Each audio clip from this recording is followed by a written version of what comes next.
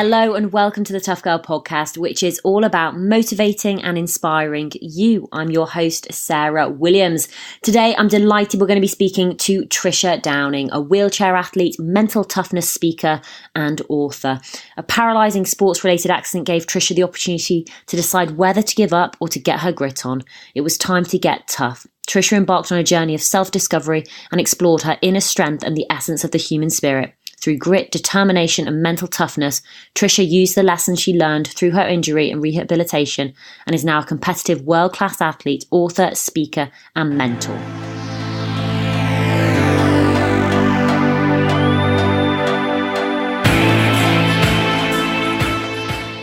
Hi Tricia.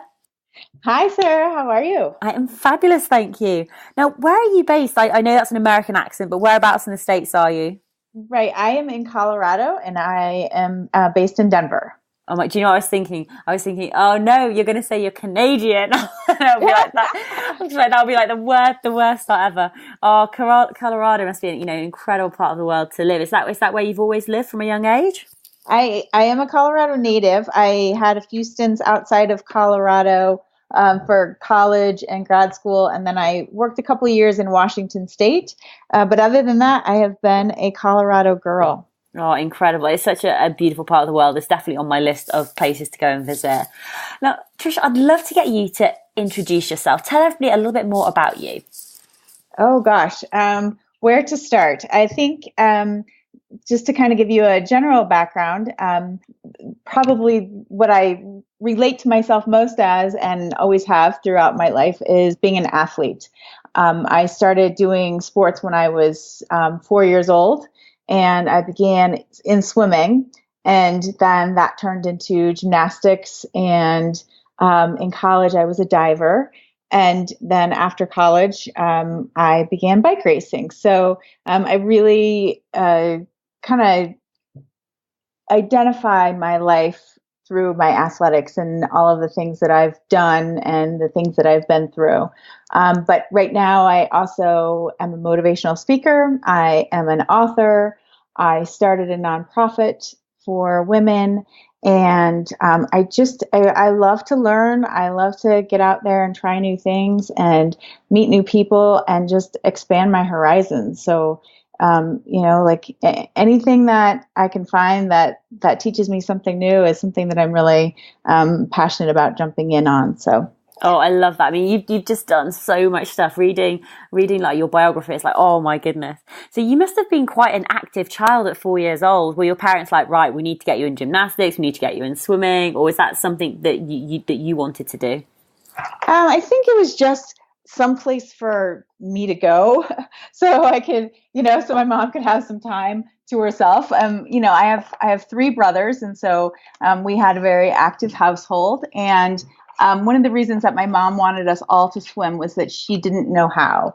And she just didn't feel that was safe to not know how to swim, whether you're around a pool or you're around a lake or wherever you might be. She said swimming is just that kind of universal skill that everybody should know.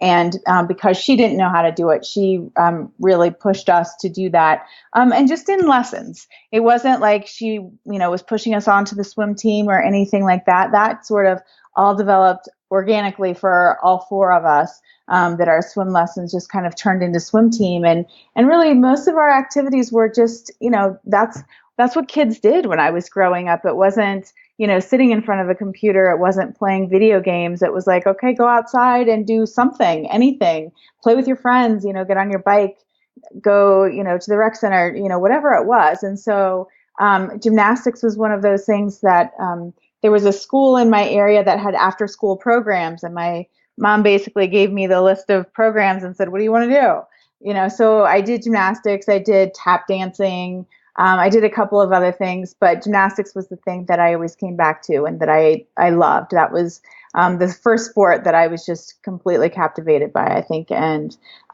so it was just, it's just the way that I grew up, and, my friends in the neighborhood grew up, that we were always active and outside and doing some sort of physical activity. Your mum just sounds incredible. I mean, just all of the opportunities open to you. Did your mum ever learn how to swim, just out of interest?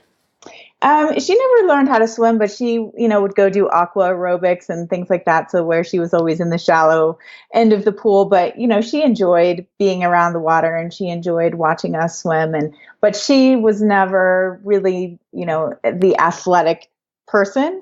My mom exercised and things like that, but she wasn't an athlete. She wasn't raised an athlete. She didn't really get into doing anything competitively. So she did not learn how to swim, but she made sure that her kids did. Yeah. Oh no, absolutely awesome. So, you've done so much stuff: the swimming, the gymnastics, the diving, and the bike racing. And you identify very closely with being an athlete. Tell us more about what happened after you left school, making the transition to university. So, kind of the way that my athletic life unfolded after high school. High school, I was on the gymnastics team and swimming team. But when I was a senior in high school, I injured my knee at gymnastics practice one night. I was in a gymnastics club outside of school and hyperextended my knee. And it sort of it wasn't the only thing that ended my gymnastics career. But I also, at that point, had grown to 5'10", and that's not exactly a gymnast height.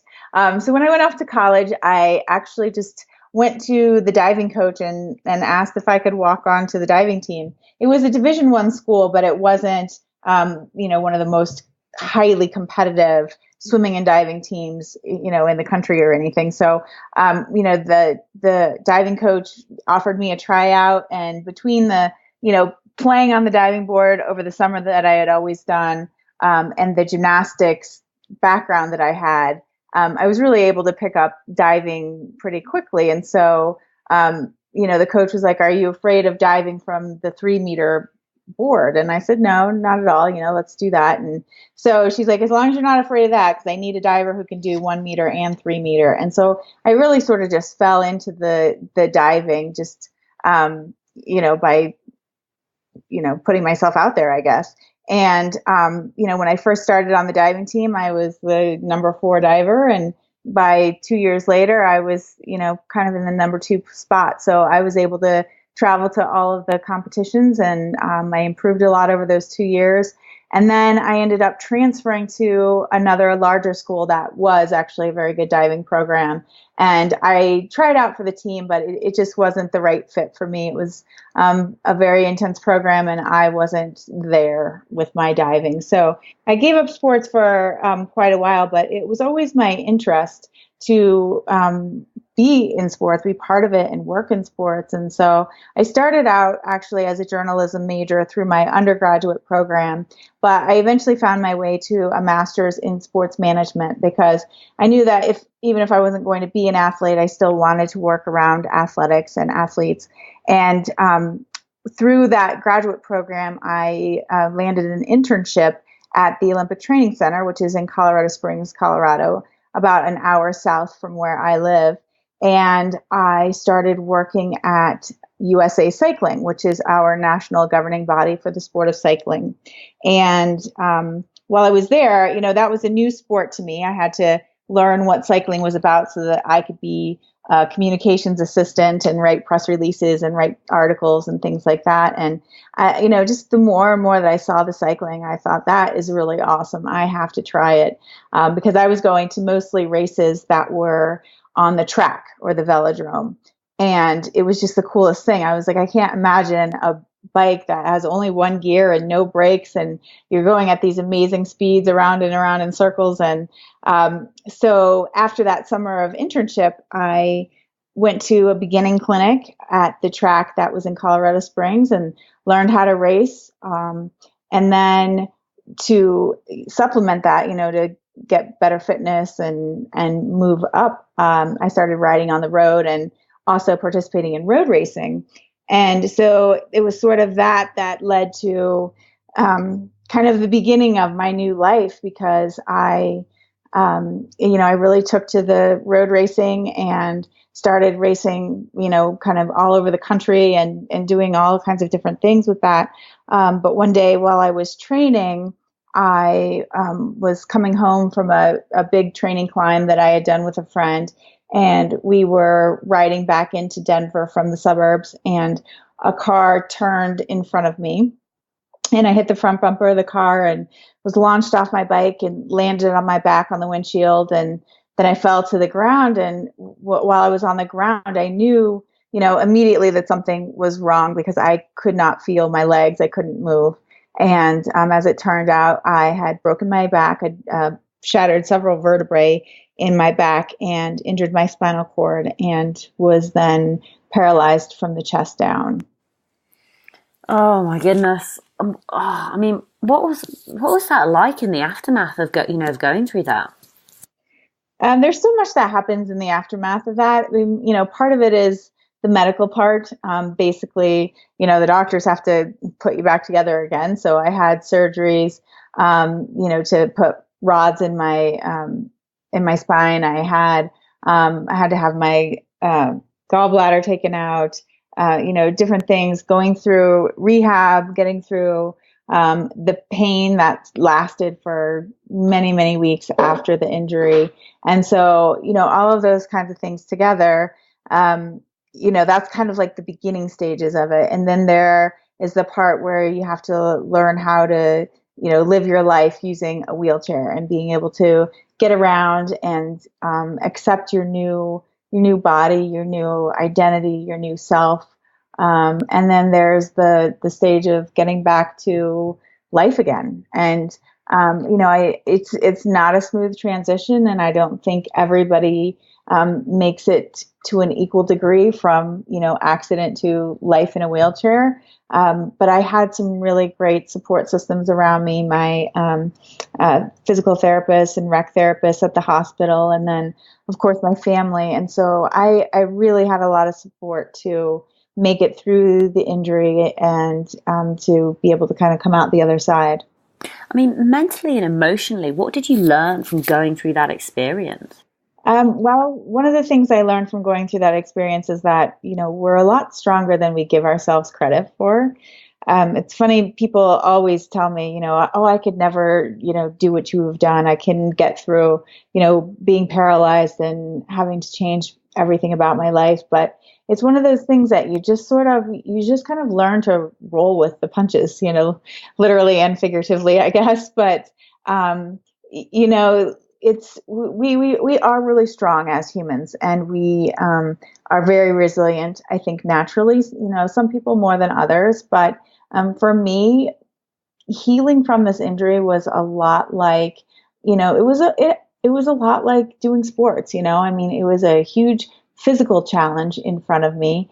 It was a mental challenge. So, the mental toughness skills that I didn't even know that I was gaining through sports really played a role in it. And then just having the people beside me who were cheering for me and, supporting me and saying, you can get through this. And so, I used a lot of the skills that an athlete would use to deal with my injury. And then also, I think just being able to get back to sports, that was probably the biggest thing that helped me, because that's what made me feel like me. That's what I identified with. So when I was back doing sports, even though they were different sports, I was out there, I was pushing hard, I was training, I was getting fit, all of those things, that just felt like home to me. So it made it a lot easier to come back from the injury than it might for, perhaps somebody else. I mean, I was going to say, like, sports, you said at the very start, you identify as an athlete. Sports have been such a huge part of your life every single, step of the way. And, having this happen to you, you're paralyzed from the chest down. You must have almost like lost your identity. And you said that, getting back into sports was very powerful for you. How easy was that for you to do?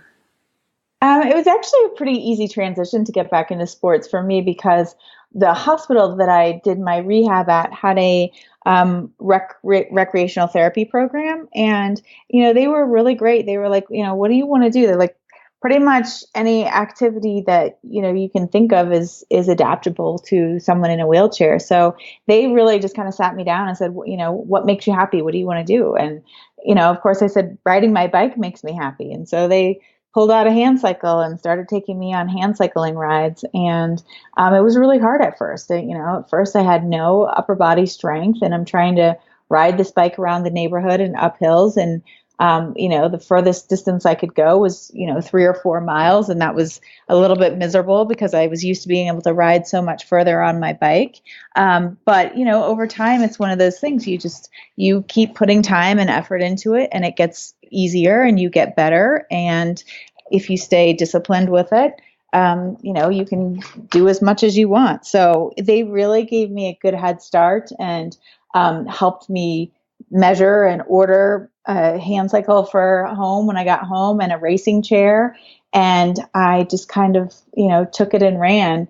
I was really fortunate. I don't know, it was probably about a year out of the hospital. I received a grant from Balance Bar, which is an energy bar. I don't even know if they make them anymore. But anyway, I received this $5,000 grant and I just went crazy with it. I entered every road race across the country that I could find that had a wheelchair division. And I just traveled all over the place and asked questions of all of the other racers when I got there, asked them how they trained, what kind of equipment they use, just anything I could. I was just like a sponge. And it just helped me jump right back into sports and what I was doing before my injury.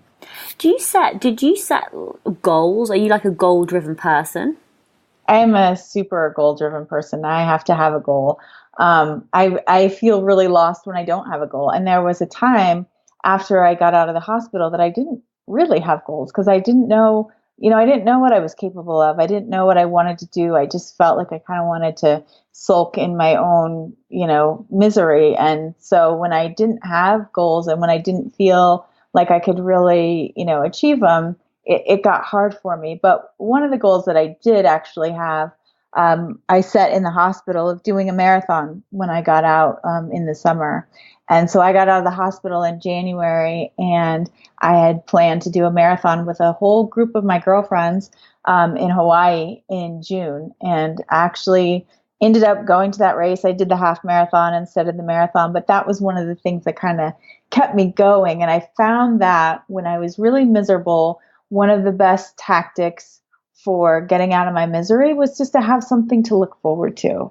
And for me, that meant, having a race on the calendar. And then that way I had something fun to look forward to. I had something to work for. I had a goal to set. And that was kind of how I did my rehab, was just kind of leapfrogging from one goal to the next and one race to the next. And it helped me be just a much happier person and much more directed in my new life and my new identity. So when did you set the goal, or I don't know if you did set this as a goal, so I'd be interested to know, to go after the Ironman World Championships? A gal who I met who, she was in a chair, and a friend had hooked me up with her to spend an afternoon to kind of, she did a little mentoring, a little, peer counseling or whatever. She kind of planted the idea in my brain, and I mulled it over for a while, and then next thing I knew, I was like, I'm gonna do that. I'm gonna do the Ironman. I think I can do it. And so it became kind of an obsession. I don't know if it was a healthy obsession. In fact, I know it wasn't, but it was something. It was just a big goal that I could work at a little bit at a time. And I finally ended up doing my first Ironman in 2005. It was in Oklahoma City, Oklahoma. And it took me all day and all night. It was like a little over, it was like 18 hours and 3 minutes, I think. But after that I was hooked because I'm not the fastest. Like, I'm not a sprinter. I'm more of an endurance athlete. Like, I can just push all day long, like not totally speedy, but I can just keep going for a really long time. So I learned that about myself, that I like the endurance activities. And so I just kept on pushing, and I ended up starting 6 Ironman races, and I've finished 2 of them. And the other ones I didn't finish because of the time cut. And that was when I was cut off the course. That you have 10 and a half hours to do the entire swim and bike. And it's a time cut that's based off of I think it's just kind of a random time cut that was part of the Ironman as it developed into an event. And it's not different for able-bodied athletes versus athletes with disabilities. So, I was having to make the same time cut as the able-bodied athletes, and in some of those races, I just couldn't do it. You said it turned into an unhealthy obsession. Tell us more about that. I mean, how do you get the balance right? Because even just, from talking to you, I love how goal driven you are. And I can hear like the determination, the focus, and almost, if you set your mind something, you go after it with 110%. How do you maintain balance without letting the goal almost take over your life? Well, I think a lot of it had to do with the fact that there had not been a female paraplegic finish the Hawaii Ironman, which is the World Championships. And so I wanted to be the first athlete to do that. And so I just became very focused on that goal. So I ended up doing it, I think, just kind of for the wrong reasons. I stopped doing it for me and was doing it for this,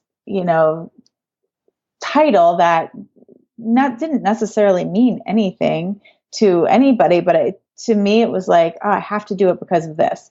And so I think that part of it was unhealthy. I think, the training and doing something physically and racing, I think that was fine for me. It was just the unhealthy pursuit of something that was going to try to give me some different piece of my identity. And I think that when you're doing something for everybody on the outside, or, I don't know, it's just that part of it wasn't right for me. And I didn't need to put that kind of pressure on myself to be the first person. Who cares if you're the first or the second or the third or the fourth, it doesn't have to be about that. And I think that was what was driving me. And, when I look back on it, I wish that I was just letting myself enjoy the fact that I could still do sports and enjoy the fact that I actually could do, that long of a race with just my arms. And, there was so much joy that I missed out on because I was focused on that one singular thing. I mean, I've actually got the word happy written down here. I mean, were you happy during this time when you were going after this goal that, to be the first female paraplegic in the Ironman World Championships? See, that's the thing, is that I don't think that I was. I feel like I was just pushing myself too much, and I was making myself unhappy. I mean, there were things about that I enjoyed. I love traveling. I traveled a lot with my husband and my coach, and, we had a great time traveling together. I liked going to the races. I liked training for the races. I love looking at my body when it's, totally fit and cut, and you're just like, wow, I worked for that. So those things were good, but I think it was an unhealthy pursuit for a lot of the time that I was doing it. And so now in my athletic career, I'm a lot more about doing it for me and doing what makes me happy and doing it how it makes me happy. And I think it makes a big difference. And, I think it makes a difference in your performances too. When you're doing what you love and you're happy about it, I think it makes a difference. How did it go over in Hawaii doing the Ironman? What was it like being over there? It was pretty awesome. It was cool to be there with all of the, top triathletes in the world, and, to see a really big event like that. And, for me at the time, it was like, my Olympics, I'm like, here I am on, on the same stage as all these great athletes. But, twice I didn't make the time cut. The first race in 2006, I had been really sick before that. I had actually gotten Giardia swimming in a race a couple months earlier. So that really affected my training. It affected my body, physically. I wasn't 100% at all. In 2010, I was much closer to making the time cut. And I was, physically much more, much closer, but I still couldn't make it. And that's a really hard course, for a paraplegic to be able to make the time cut. So, I'm not the only person who's missed that time cut. There have been many, many, many athletes who've tried and not made it. So, it just is, it's a difficult undertaking. And, I never have had the opportunity to put 100% into my sports. I've always had to, have a full-time job and, all the other aspects of my life. And so I really pushed myself, I think, too much, considering, all of the situations that my life, it was handing to me. I mean, I don't know if this happened or not. Did you ever have time to grieve for like the loss of your legs, or was it? I don't know if you went almost straight from having the accident to going to the rehab to then setting the goals to focusing on the next thing and getting back into your sports. Did you ever go through that grief process, or was that grief process happening while you were doing the sports? I think it was happening while I was doing the sports. For me, there were times, there were a lot of downtimes. I mean, I'm not going to say that there weren't, and there was a lot of time, when I had depression and I was, feeling sorry for myself and all of that. But I am not the kind of person that stays down for a really long time. Like I'm really pretty positive and optimistic. And, if I have a bad, I don't think I have bad full days. I don't know. My husband might disagree, but I'll have I'll get in my bad mood for a little while, but I usually snap out of it pretty quickly. And so I think, there was a lot of that, like back and forth, like being depressed and being hopeful and being depressed and being hopeful. But sports were really my therapy, like getting out on the bike. That's where you clear your mind. I mean, still to this day, like if I am having a bad day, or if I need to think or whatever, I go out on my bike and just ride and ride and ride. And it lets your mind relax. And I think there's something to, using sport as therapy. Like for me, that was much better than sitting in a room with a therapist and, talking about my problems. Cause to me, that was just dwelling on them, so I'd rather go out on my bike and just let them float out of my head. And I think that was really helpful to me. Yeah. I mean, I've spoken to quite a few women recently who it's almost like everybody knows that going outside, doing exercise, getting on your bike, going out for a run, it can be super helpful to help sort of change your state and to change how you feel. But what happens when you've really lost your mojo and you just can't be bothered? I mean, how did you drag yourself out? I mean, were there any tips? Were there any tricks or anything that you did?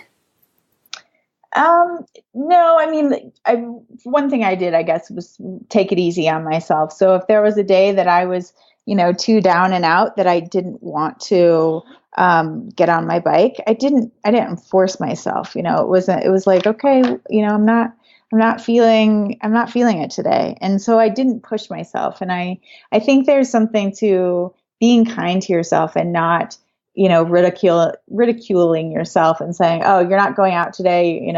You're fat, you're lazy. You have to be kind to yourself, and you have to speak nicely to yourself. And if it's a day that you just can't get out and get it done, then, don't do it. But then there's also the flip side of that, where it's like, you know what, just try to do it like one little bit at a time. If there's a day now, even like if I don't want to go to the pool, for instance, it's like, well, just get your swimming suit on and then we'll see, and then once my swimming suit's on, it's like, okay, let's just drive over to the pool and, we'll see how we feel over there. And then I drive to the pool and it's like, okay, if you can do, 20 laps, then let's just do that and call it a day. And so it's just like sort of, you got to inch yourself along, for some people that might be like getting your sweatsuit or your tights or whatever and just walk around the block if you don't feel like going for a big run, or, whatever it is, just like baby steps, and let yourself just take those baby steps, because it starts to, just walk you into the activity.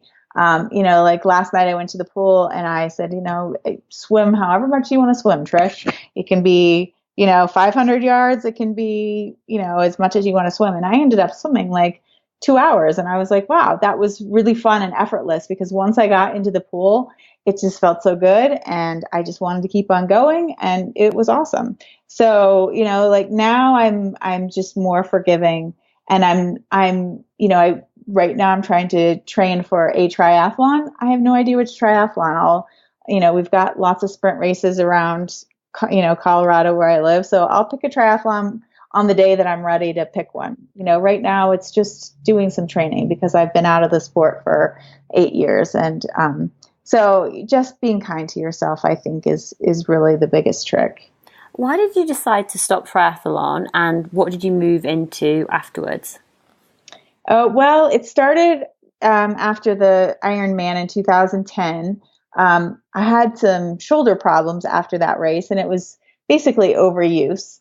And so when I went to my doctor and she sent me to the physical therapist, they, had told me that I just really overbuilt the front of my body, and my back, muscles were not strong, and they weren't, balancing my shoulders.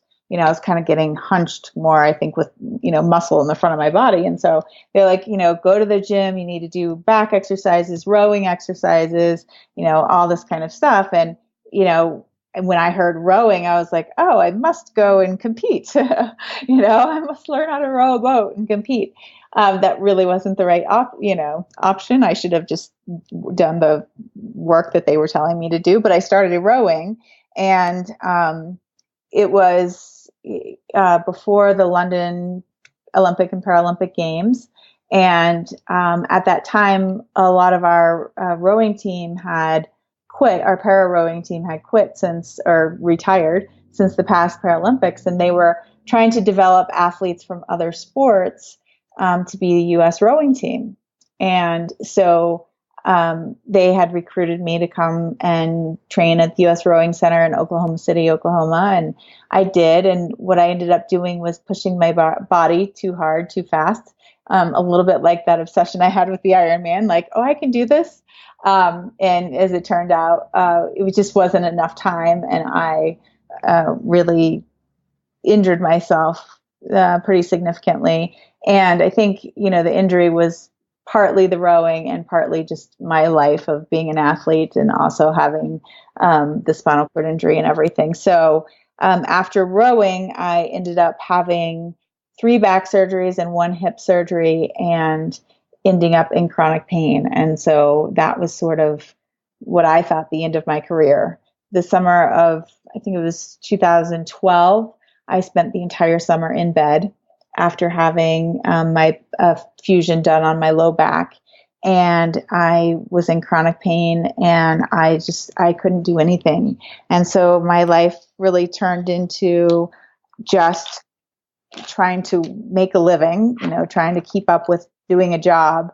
And, when I wasn't working, I was lying in bed, and that lasted for a good, 4 years, 3-4 years. And I was miserable because, it had taken away my passion. It had taken away the one thing that helped me get through my accident. The thing that I always turned to when things weren't going right in my life, which was, sports. It took that away from me. And so that I probably had a bigger identity crisis with the chronic pain than I did with the paralyzing accident, because I just didn't know what else to do with myself.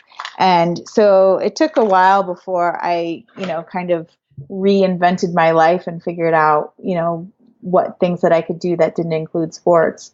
And so that's kind of how I was surviving for a while.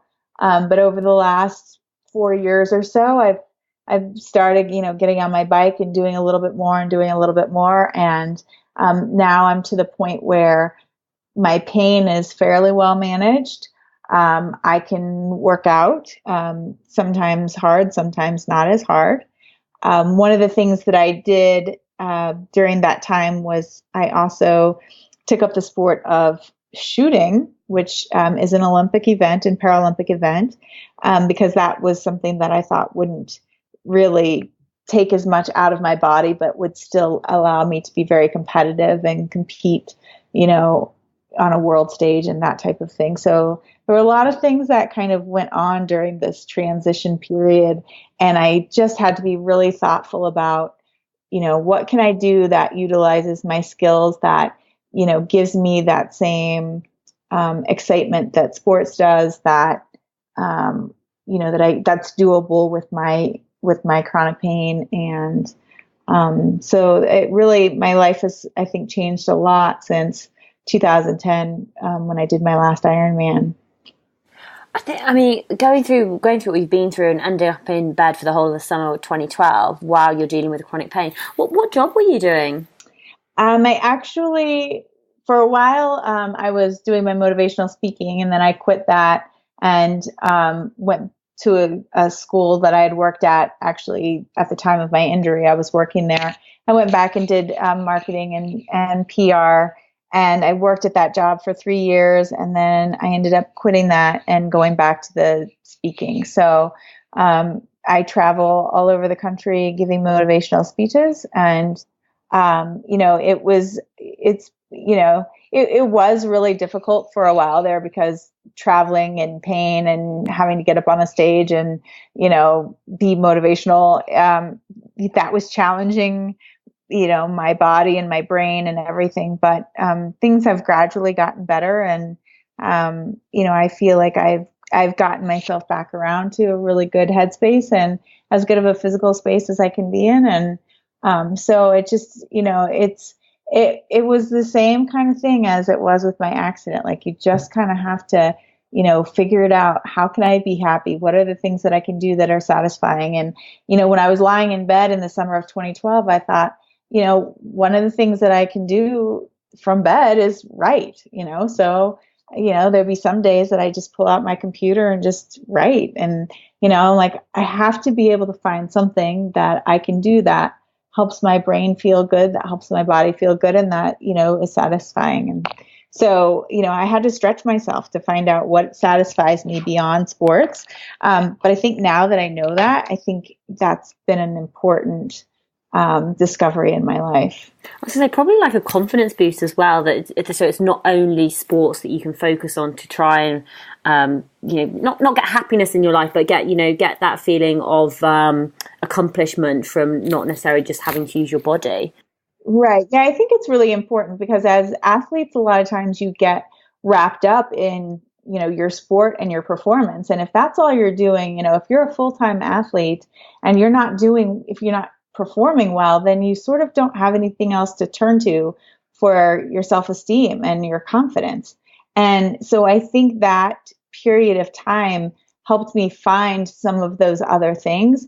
And that is something that I was missing when I was really going toward the Ironman. Like, I was doing that, but when I wasn't making the time cut and finishing a race, then I felt awful about myself, because it was like, that's all I've got going for myself right now is this, Ironman thing. And now I have so many different things going on, which has been good and bad, because I'm busy all the time. But I also have a multitude of places that I can draw confidence and self-esteem and excitement and satisfaction and set goals.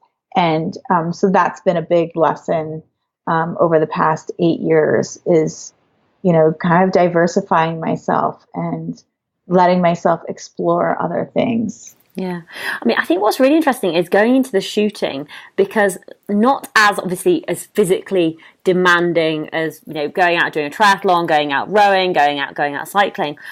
But I imagine the mental side of shooting, trying to deal with the pressure, it must be like quite a head game to get into.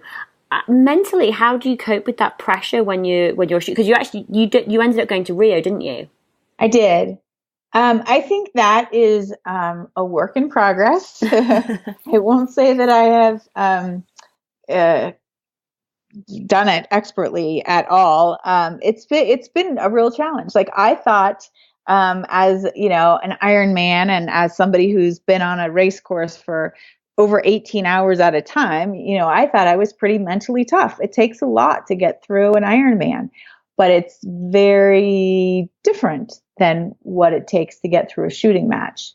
And so that's something that I'm still working on, because it is not easy. And there are some competitions where I feel like my mental game is really good. And there are other competitions where it's just like, what have I done? Like I just did not do that well at all. So, shooters really have to do a lot more, I think work with calming their minds and meditating and being mindful. And, there's just a lot of work that goes into it. And so even though it's not as physical, the mental part is really tricky. It's it's tricky. I thought I'm a great athlete. I can pick this up, and that's not necessarily. It's not that easy. Are you still shooting now? I am, and I am hoping to go to Tokyo in 2020. So I am competing. I went to the World Championships in March in South Korea. And then we had our nationals over the summer in Georgia, Atlanta or Columbus, Georgia. And then I won't be competing again in a major competition until December. And then next year we have 3 more competitions where athletes can earn quota spots for Tokyo. So I will be, really going for that. I mean, one of the things I'd love to talk to you about is about being able to adapt to change, because there's been like a lot of like big changes sort of, in your life happening at various points, whether that's, changes in being an athlete, changes in being a sport, changes in your career. How do you adapt to change, or what are your advice or tips for other women out there who may be going through change in their own life at the moment? I think that it's kind of, all the things that we've been talking about when you're going through change, there is a certain amount of time that you have to, you might have to let yourself grieve, the change. I mean, if something is, taken away from your life, or if something is moved to a different place, or, whatever it is, I think it's important to let yourself, grieve, but also not to get stuck in that place. And that reminds me of a story that my mom, of my mom and myself. When I was 10 years old, I broke my arm in gymnastics. And I was so upset because it was right before summer, before swim team, and I wasn't going to be able to do that with all of my friends. And, so my mom, when we went to the ER that day to get the x-rays and get my arm set and casted and everything, she's like, Trish, I'm going to let you cry all you want today, because I know you're upset. I know this, hurts you. You don't want this to be happening. She said, but starting tomorrow, you're going to get up, you're going to call your best friend. You guys are going to figure out what you're going to do for the summer instead of swim team. And, she was really adamant about that. And she's like, you can't just sit around and feel sorry for yourself, because that's not going to get you anywhere. And I think that's, that story and that skills is like, has always stayed with me. Like, yeah, you can be upset about something for a while. You can grieve it because you have to, but then you have to, get on with things, and you have to figure out, what can take the place of that change? What can you add? How can you build that self-esteem and confidence back that you might have lost? And, so I think during this whole process of, the Ironman and the rowing and the chronic pain and the, I just had to figure out new ways to make myself happy. And there was a lot of trial and error, and it didn't happen overnight. There were a lot of days when I wasn't happy, especially with the pain, because pain really messes with your brain just in general. And not even like thinking about the sports part, but just the pain was just so hard. But, I had to find the other things that I could do that could make me happy and that could replace the things that I wasn't able to do anymore. And then I think really speaking kindly to yourself and, letting yourself, I understand that this is a difficult situation that I'm in, but I know I can get myself out. And in order to get myself out of the situation, I need to do, A, B, and C. And some of those things might be difficult. But you have to decide how much you want to get to a new and better place. And so I think that some people just get stuck because they make the decision that they want to stay stuck. It's like, I don't want to change. I don't want to get better. I don't want to get happier, because it takes work. It's not, it doesn't just happen overnight. And so I think when you get into that mindset of, well, I don't want to make it better, that's a choice that you've made. And you have to live with that choice then. And I always want to choose happiness. I always want to choose confidence. I always want to choose success. And, so I do that through goal setting. And I know that, if I'm in a place that I don't want to be in, I look at the goal, I look at the end product, I look at where I want to be and say, how do I get there? And I think part of that also comes with just aligning yourself with your values, because when you're doing the things that are valuable to you, when you are doing the things that are in alignment with the way that you want your life to be, then you will do the work that's required to get through the change. Tell me about the Cycle of Hope organization.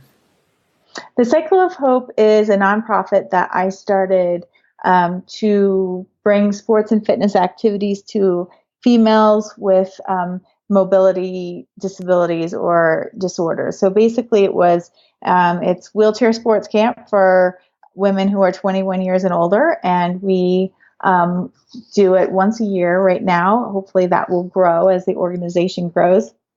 This is actually the 10th year of Camp Discovery, which is the camp that I created, but we've only been our own nonprofit for 2 years. We were with another nonprofit for 8 years, but we do all kinds of different sports: rock climbing, sled hockey, swimming, kayaking, tennis, golf. We've done it all, and we bring women who are needing to kind of pick themselves up. Maybe they're making the change from being, from before an injury to after an injury, or maybe they've had a disability their whole lives, but they're not living the kind of life that they want to be living. And so the goal is kind of to teach them to get through changes and to maybe even be able to start the changes in their lives, not just have changing happening to them, but starting it on their own. And just to raise their confidence and self-esteem, and then to build a support system, because there aren't as many women in chairs as there are men, and it's harder to find other women to talk about, the problems and obstacles that we face as women, with mobility disabilities. And so it's nice when you can have a whole room of women and you can ask different questions like, is it harder to find a date when you're in a wheelchair? Or, how do you deal with this particular, medical issue or physical issue, whatever, or, talking about pregnancy and having kids when you're in a wheelchair, or, there's like so many topics that we can talk about together and support each other on. And so that's what Camp Discovery was, is a opportunity to build a support system among women who had disabilities. Oh, that's fantastic. I just love that. I can just imagine all the women together just like chatting away and just supporting one another and encouraging them. And it must be like an incredible environment to be in. Now, you've written one book, and I know you're writing another book. Do you just want to share more about your first book and your next book? Sure. My first book is actually called The Cycle of Hope, which is how we got the name for the nonprofit. And that was a memoir that I wrote that basically outline the accident and what happened and what happened afterwards. And I go through a few of the Ironman races that I did, and just kind of the lead up to that, how I went through that change. But my new book is called Chance for Rain, and it's a fiction novel, and my character is a female paraplegic and, of course, an athlete. So it was a book that I wrote not just from my experiences, but the experiences of the women that I've met through doing the camp, the women that I've met at races. And it does center around this character, Rainey, who is afraid that she's not going to find love because of her disability, and she's very self-conscious about it. And so it just kind of like brought together some of those things that we talk about at camp, and just takes you through one particular person's experience. And so it's the first fiction novel I've written, but I am passionate about writing about women who have disabilities, and I like I like love stories, I like chick lit. I like, the chick flicks. I just love the romance stuff. It's just great fun. And so my plan is to bring out more characters with disabilities and to be able to see them in just normal everyday circumstances, because a lot of times in the media, the characters that we see with disabilities are tragic characters. They die or they want to die or they're not happy or, whatever. And, when you have a disability, you're not happy all the time and you're not unhappy all the time. You're like everybody else, There's some things in life that are great and some things in life that, you just have to trudge through. And I want to show these characters in just very ordinary situations. But, some of them have just a little bit different circumstances. And, difference doesn't have to mean a bad thing. It doesn't have to mean less. It just, makes your life operate a little bit differently than other people's. What are your plans for the rest of the year? For the rest of the year, I am, training in shooting. And then I'm trying to get some fitness back so that I can jump back into a local triathlon. And I will continue to speak and start my next book. Love it. And Tricia, where's the best place for people to find more information about you and to go and buy your books? The best place to find information about me is my website. It's Tricia, Tricia, Downing, DOWNING.com. And my website for Chance for Rain will be up shortly, and that is chanceforrain.com. And I'm also on Instagram and Twitter at Redefining Able, which is the name of my company. Oh, fantastic. Well, Tricia, thank you so much for coming on the Tough Girl podcast and sharing more about your journey, sharing more about your strength, your courage, your perseverance, what you've been through, what you've learned along the way, your commitment, your focus. It's been so inspiring listening to you. Have you got any other final words of advice for other women out there? I think the best words of advice are be gentle with yourself, have goals, know where you want to go, but don't be so tied to the outcome that you make yourself miserable along the way.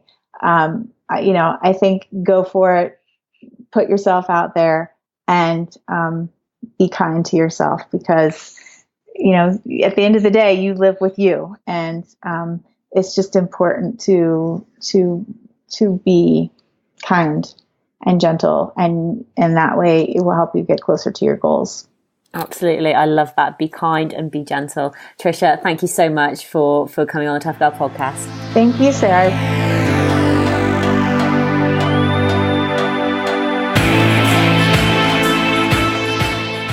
A massive thank you to Tricia for coming on the Tough Girl podcast to share more about her journey and her story. If you want to read the show notes and get links to her books and to the other things that we discussed, then please do go check out toughgirlchallenges.com. If you go to the blog section on the website, you'll find all the detailed show notes there. On the website, toughgirlchallenges.com, you can also find more information about other athletes, explorers, adventurers, runners, cyclists, mountaineers, divers, boxers. There's over 160 episodes for you to listen to. Tricia's actually the 170th episode, which is just incredible. So loads of inspiring content. You can go and check it out at toughgirlchallenges.com. Thank you so much for listening. I really do appreciate it. So I have just started my next big challenge. I am cycling from Vancouver down the Pacific Coast Highway to Baja, California. The plan is to finish in Cabo on the 21st of December before flying over to Melbourne. If you want to follow along that journey, come and check out my social media channels. I'm going to be attempting to vlog it as well. If I'm going to try and share it on a regular basis, but if I can't share it daily, the vlogs will still come out at a later point because I will be filming every single day. So if you go and check out Tough Girl Challenges YouTube channel, that's where you can find all of the information. You can also follow or watch the vlogs from the Appalachian Trail, which I did in 2017. I thru hiked 2,190 miles in 100 days and vlogged every single day. So lots of exciting stuff happening at the moment. Make sure you hit that subscribe button. If you enjoy the podcast, if you get a lot of value from it and you feel motivated and inspired every time you listen to to an episode, it would mean a huge amount to me if you could go and check out patreon.com, patreon.com/Tough Girl Podcast. Patreon is how I earn my living. Patreon is how I'm trying to grow my business, how I am monetizing so that I can actually afford to live my life and afford to move out of my parents' house and afford to grow and expand the Tough Girl Podcast, the Tough Girl blog, and the vlogs. There are different levels that you can subscribe at, from $2 a month, $5 a month, $10 a month, $15 a month, $25 a month. Every single patron will get their name listed on a dedicated patrons page on the Tough Girl website. It really does make a huge amount of difference having a regular source of income. I would really love to get over 250 patrons supporting me every single month. The goal is to then go for 500 and then for 1,000. If I got 1,000 patrons at $2 a month, that is absolutely life-changing for me. It just means that I can afford to grow the business, I can afford to pay myself a living wage, and that I can continue to produce this incredible content, and I can continue to motivate and inspire not only you, but other women and girls out there. It is all about encouraging other, women to overcome their own physical and mental challenges, to encourage them to step outside their comfort zones and to live life to the fullest. If you have been inspired and motivated, think about paying it forward.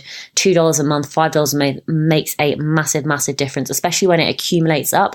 It is, I'm incredibly grateful for everything that I receive from you. Think about it as a monthly subscription, like similar to a magazine subscription, or think of it as buying me a coffee once a month, because that's, if you're listening to 4 hours of content a month, that is absolutely awesome. I'm just so glad that I can put this out there. Thank you again for listening. New episodes of the Tough Girl Podcast come out every Tuesday at 7 a.m. UK time. On the 18th of September, we're going to be speaking to Jane Harris. On the 25th, we're going to be speaking to Katie Parrott. 2nd of October, Jessica Hepburn. And then we have even more exciting guests coming on the Tough Girl Podcast. Thank you again. I'll speak with you next Tuesday. Take care. Lots of love. And I'll speak to you soon. Bye.